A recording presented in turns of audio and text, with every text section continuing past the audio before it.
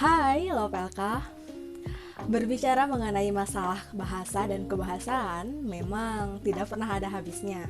Yang satu selesai dibahas, muncul lagi masalah yang lain. Atau justru masalah yang sudah dibahas masih harus singgung lagi karena ada saja celahnya.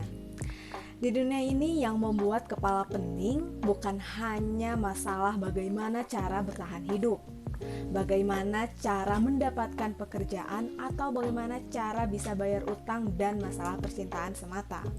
Kenyataannya penggunaan preposisi atau yang lebih kita kenal dengan istilah atau sebutan kata depan juga tidak mau kalah bikin kepala pening dan membuat otak bekerja lebih keras. Lantaran kita bingung sebenarnya bagaimana cara menggunakannya, bagaimana perbedaan dan cara menerapkan di, pada, ke, dan kepada itu baik dalam ragam tulis maupun ragam lisan. Di dalam bahasa Indonesia, di, pada, ke, dan kepada termasuk ke dalam preposisi yang sangat penting sekali untuk dibahas dan dibicarakan karena frekuensi kemunculannya sangat tinggi dan tidak sedikit pula ada yang salah menempatkan. Dalam hal ini sering tertukar dengan preposisi yang tidak semestinya.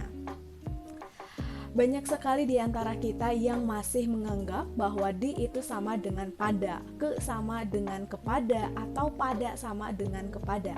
Padahal semuanya jelas berbeda dalam penerapannya. Memang penggunaan preposisi yang tepat ini sering membingungkan para penutur bahasa Indonesia. Nah, secara garis besar ada dua hal yang perlu dilihat dalam menentukan kata depan mana yang tepat untuk digunakan sesuai dengan konteks atau situasinya. Yang pertama adalah kata yang didahulunya itu apa, yang kedua arti yang ditandai atau dibawanya itu apa. Nah, berkaitan dengan kata yang didahulunya, pada dan kepada digunakan untuk menyatakan orang atau hal selain tempat. Misalnya, pada dia, kepada kakek. Sementara itu, kata di dan ke digunakan untuk kata menyatakan tempat fisik atau sesuatu yang dianggap tempat. Misalnya nih, di sana, ke Banyuwangi. Jadi, di dan ke dipakai untuk nama tempat, sedangkan pada dan kepada untuk kata selain nama tempat. Selanjutnya, lihat apa arti yang ditandai atau dibawa oleh preposisi yang bersangkutan. Untuk menandai preposisi atau keberadaan, gunakan di atau pada. Misalnya di sana dan pada dia begitu. Untuk menandai tujuan atau arah, gunakan ke atau kepada.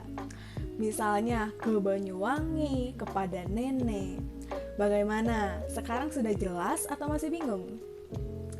Ringkasnya begini, di merujuk pada posisi atau keberadaan tempat, lokasi, contohnya di Bandung. Pada merujuk pada posisi atau keberadaan yang tidak bercirikan tempat. Dalam hal ini selain tempat, seperti orang, waktu, dan konsep. Untuk orang, contohnya adalah pada saya. Untuk waktu, contohnya adalah pada pagi itu. Untuk konsep, contohnya pada kesempatan ini. Kemudian ke merujuk pada tujuan atau arah yang bercirikan tempat, contohnya ke sana, ke Palembang. Dan kepada merujuk pada tujuan atau arah yang bukan tempat, contohnya saya memberikan bunga ini kepada dia. Di layar aku menampilkan bagan sederhana mengenai penggunaan preposisi yang dibuat oleh Ivan Lanin. Silakan dicerna ya.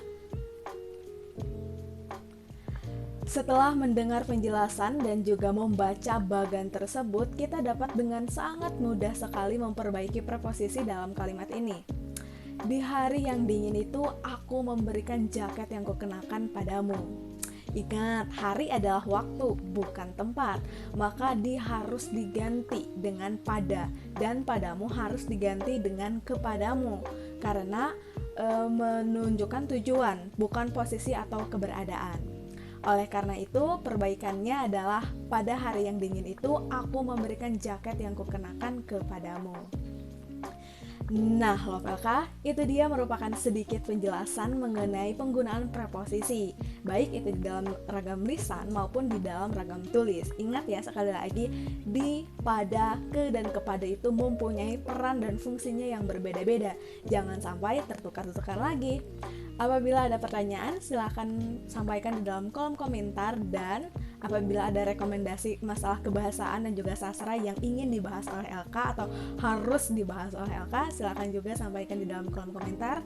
Sampai jumpa di video yang lainnya.